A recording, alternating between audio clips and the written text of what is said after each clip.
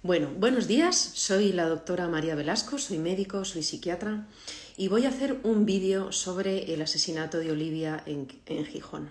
Lo primero, quiero transmitir mi profundo dolor a la familia, mandarle un abrazo inmenso a este padre, porque no puedo realmente concebir la situación y el dolor por el que tiene que estar pasando. Me parece lo peor que te puede pasar en esta vida, realmente, algo así.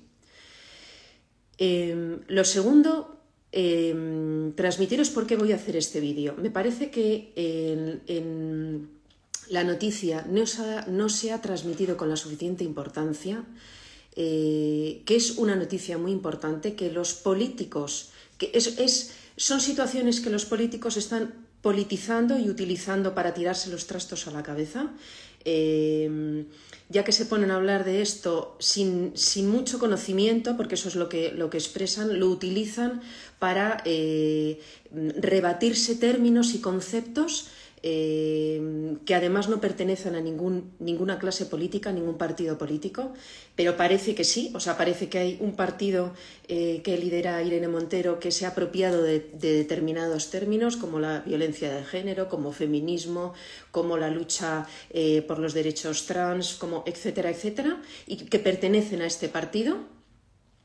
Y entonces, cuando sucede alguna cosa de estas, se refiere a Irene Montero, se le exige una serie de responsabilidades. Esta mujer, según los medios, no ha aparecido en 2 días a hablar sobre la situación o el caso de Olivia. Y entonces, al final, bueno, pues donde hablan los políticos, que no me sale ahora mismo el nombre, en vez de hablar... en vez de estar por encima de sus diferencias y abordar las diferencias ideológicas que pueden tener, pero en donde también tienen que haber puntos comunes, porque estamos toda la sociedad metidos y dependemos de ellos y de su gestión para, desde la comprensión y sobre todo desde el compromiso que tendrían que tener como políticos a cargo de una nación, de unos ciudadanos, porque esto no se trata de ganar, no se trata de demostrar quién es el más guay, quién es el que no se equivoca, se trata de hacer cosas, de llegar a pactos, de sentarse y desde la responsabilidad y la humildad poder crear unos comités que definan cómo trabajar en la prevención. Porque esto que ha sucedido, evidentemente, se puede prevenir. Y ahora voy a entrar en ayudaros a comprender estos términos que no explican en los medios y que parece que es motivo de confrontación, cuando esto es una confrontación que ellos ya tienen y que utilizan estos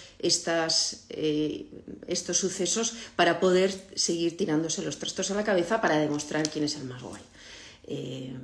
Lamentable, vergonzoso, inconcebible e inaceptable desde mi punto de vista.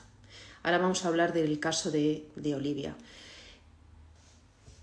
El caso de Olivia vamos a ir desgranándolo, y no del caso de Olivia, sino a partir de este caso, desgraciadamente, pero bueno, podemos hacer un análisis de las implicaciones que conlleva, de qué significan los términos, para poder comprender mejor las cosas y así poderlas prevenir.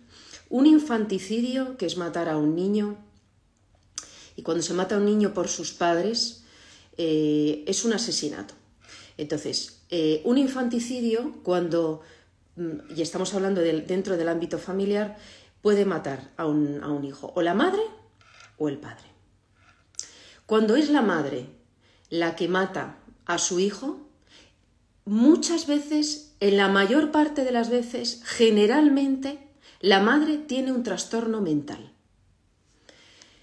Un trastorno mental muy grave, que puede ser o una psicosis, estar en un estado psicótico, es decir, haber perdido el contacto con la realidad y pensar que tu hijo... Esto sucede más en las depresiones posparto y cuando los hijos son más chiquititos. Tu hijo es pues el hijo del diablo, del demonio, la reencarnación del demonio, tiene que ver con estas cosas. Y entonces la madre, que está psicótica, que tiene alucinaciones, que ha perdido el contacto con la realidad, mata a su hijo pues o en un ritual o de alguna manera que tiene que ver con ese delirio. Esa sería una de las enfermedades graves que puede tener una mujer. Y la otra una depresión. Una depresión, cuando una mujer mata a su hijo o a su hija, cuando tiene una depresión se llama suicidio ampliado porque la mujer se suicida, se quiere morir y mata a sus hijos porque considera que así les alivia del dolor y del sufrimiento que van a tener en esta vida, porque este mundo es un calvario, porque ellas lo están viviendo así.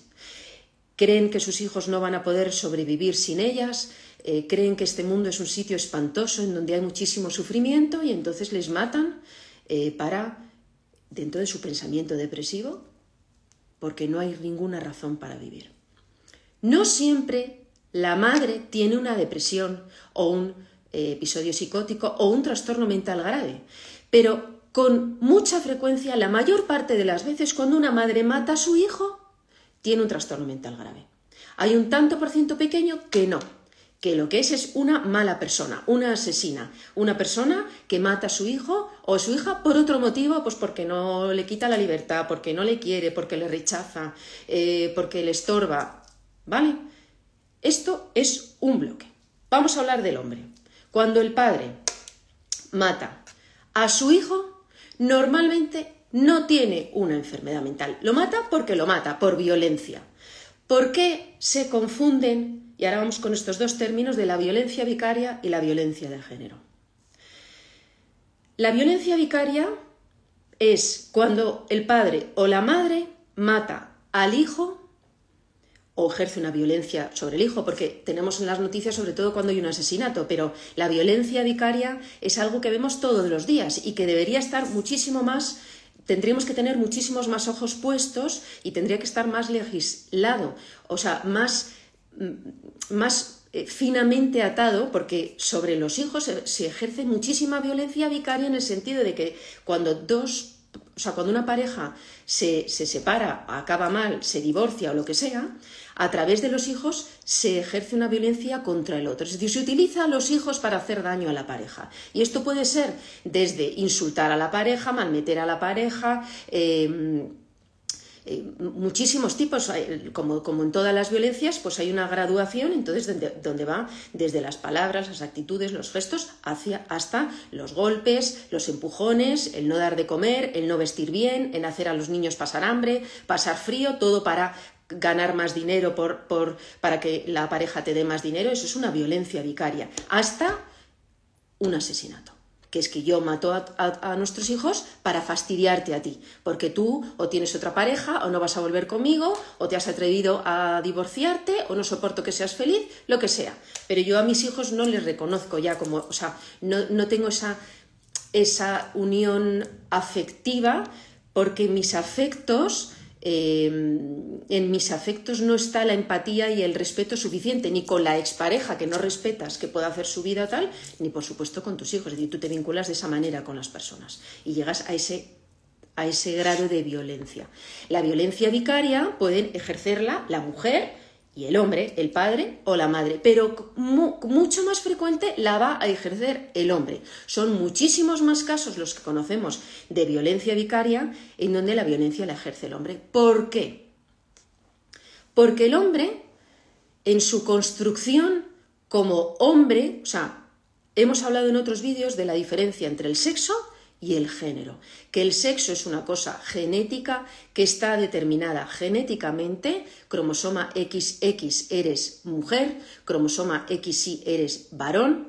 Esto en cada célula de nuestro organismo está definido. Esto no es algo que podamos rebatir, no lo podemos elegir, no lo vamos a poder cambiar jamás, es el sexo. Pero el género es un constructo social que asigna a las personas con un cromosoma XX una identidad.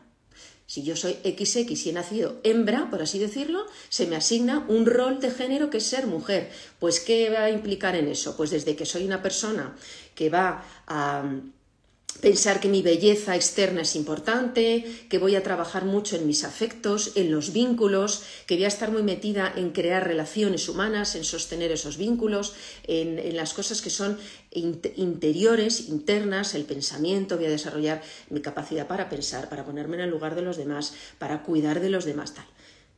no voy a poder expresar con libertad mi agresividad, ni mi sexualidad. Todos estos son los roles, el típico rol que se le asigna a una mujer y que se dice que es muy femenina, que es muy mujer. Y luego está cuando una persona es XY, es un varón, se le asigna un rol de género, que es el rol de género de hombre. ¿Que cómo es este?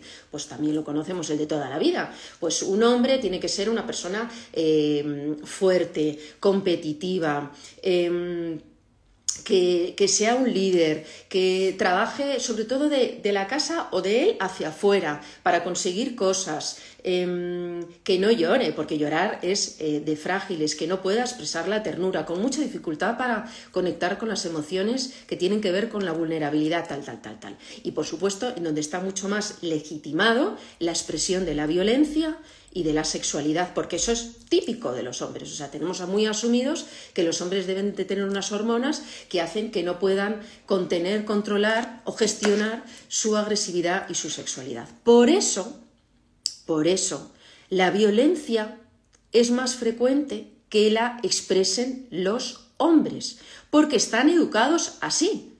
No es que nosotras no seamos agresivas, no es que ellos no puedan contenerse, es que la educación, y esto tampoco se elige, esto no se elige, la sociedad y el entorno te va construyendo en esa dirección, va haciendo que puedas expresar determinadas cosas y que crezcas en determinados aspectos humanos o no, o que no crezcas en determinadas cosas, que no sepas gestionar otras y así.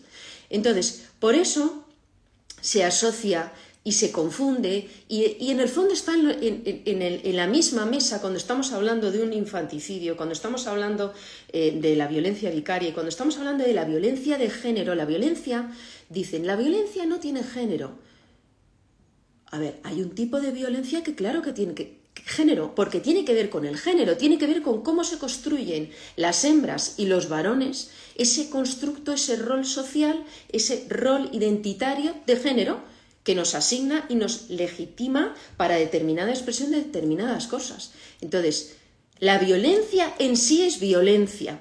¿Y por qué es tan importante hablar de todos estos términos? Porque el tratamiento, la prevención o la intervención que podemos hacer sobre ellos no tiene nada que ver. Porque si estamos hablando de que estamos viendo que este tipo de violencia en este tipo de casos se debe a que hay un género, una ideología de género, un rol de género que legitima a que los varones puedan expresar más violencia y tal, tendremos que trabajar en deconstruir o desmontar esos géneros que nos han que se han mantenido durante tantísimos años, pero que están obsoletos, que ya no tienen, porque ni tanto las hembras, para que nos aclaremos, ni tanto los varones quieren. O sea, es verdad que cuando desmontamos los roles de género, la mujer, la hembra, tiene mucho que ganar, y el hombre, como está en esa posición de poder, además de ganar, de poder expresar sentimientos, de tal, tiene algo que perder, que es ese poder que tiene ahora mismo. Entonces es más difícil para él, pero al final ganamos todos. Entonces esto es un tema nuestro, de todos, de cada familia, de cada hogar, de cada uno de nosotros, que podamos pensar, y por eso es tan importante dar bien las noticias y poderlas explicar, porque si no parece, qué locura, no sé cuánto, se habrá vuelto loca esta mujer, o este hombre se habrá vuelto loco, y no analizamos, no desglosamos cada situación, cada asesinato, cada infanticidio, cada violencia que pasa, cada asesinato de una mujer, de un niño, de un hombre, de quien sea, porque las soluciones, las conclusiones, las intervenciones son muy distintas y hay veces que no se puede hacer nada o que se puede hacer poco. Pues si es un psicópata, sí, también podemos hablar, porque los psicópatas se crean, no nacen psicópatas, pero cuando son situaciones que son más sociales, que son más generalizadas, que podemos trabajarlas todos en nuestras casas, me parece muy importante que las podamos hablar. Y en vez de tirarnos los trastos a la cabeza para ver quién tiene razón y quién la tiene más grande en esta manera de hacer las cosas pues tan machista, vamos a intentar comprendernos, vamos a intentar sentarnos desde nuestra responsabilidad y nuestro compromiso para poder construir una sociedad mejor. ¿Qué es lo que está pasando? En el caso de Olivia, que hablan de si ha sido un suicidio ampliado o no. Yo tengo mis dudas, pero esto ya es una cosa a nivel personal como profesional, no personal, sino como profesional. No tengo como psiquiatra los suficientes datos, o desde luego los que tengo me parecen contradictorios para yo poder decir qué tipo de infanticidio, o sea, qué tipo de causas hay detrás de este infanticidio. No lo sé, porque no tengo los datos esos que hacen que los psiquiatras podamos comprender mejor las situaciones. Entonces, voy a ser prudente y pienso que hay que ser prudente, pero no es la primera vez que pasa esto y por lo cual podemos retomar este debate que me parece importante y que aunque es una desgracia inmensa, es que no me puedo imaginar nada peor que te pueda pasar en esta vida, de verdad, nada peor. Pero a los demás nos tiene que mover la responsabilidad de exigir a nuestros políticos un conocimiento y una responsabilidad, que lo que les mueva no sean los intereses propios, sino los intereses de la sociedad a la que representan, y que hagan, por favor, labores de prevención que tienen que ver con la educación, con la formación de las personas, con trabajar desde los colegios, desde las familias, con la protección a la infancia, con hacer un seguimiento de las parejas que se divorcian, de cómo están esos niños, para que estas cosas no sucedan más.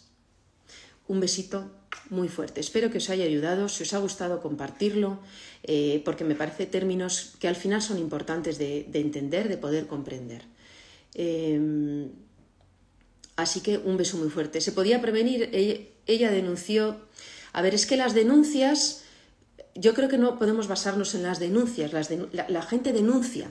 Denuncia la gente que es agredida, denuncia personas que manipulan y a través de las denuncias hacen denuncias que luego son falsas. Hay denuncias que es verdad que el sistema no escucha y que luego pasan cosas y eran denuncias verdaderas que tenían que haber sido atendidas. Yo pienso que los niños tienen que tener una supervisión mayor y que cuando hay denuncias tendría que haber por lo menos una señal de alarma de que algo no está pasando. No porque las denuncias sean verdaderas, sino por qué hay denuncias. Porque si son falsas, ¿por qué hay denuncias también? Entonces, creo que habría que montar un sistema de vigilancia, de protección de los menores muchísimo mayor que el que hay. Que no parezca que cuando unos padres se divorcian las cosas van a ir bien. Porque esto que os explicaba yo de la violencia vicaria, que lo vemos tan claramente en casos tan espantosos como los que conocemos, la violencia siempre tiene una escalada, siempre tiene una graduación, y entonces es verdad que el último, lo que vemos es la noticia cuando hay un asesinato, pero es que antes ha habido mucha violencia con esos niños, violencia verbal, violencia afectiva, muchos tipos de violencia, porque los niños son niños y o les protegemos o para ellos el cariño de sus padres es lo más importante y van a asumir esa violencia. Así que trabajemos en la prevención, dejemos de tirarnos los trastos a la cabeza por unos términos que además no los representa ningún partido, no debería representarlo ningún partido, es decir, son términos que nos pertenecen a todos los miembros de esta sociedad, a todas las personas, o sea, no se puede apropiar nadie y parecer que son de ellos y que nadie más los defiende ni los entiende, no, porque además ellos los entienden y los explican desde su punto de vista. Me parece que tendría que haber un consenso con cosas tan importantes que nos afectan a todos. Bueno, un besito muy fuerte.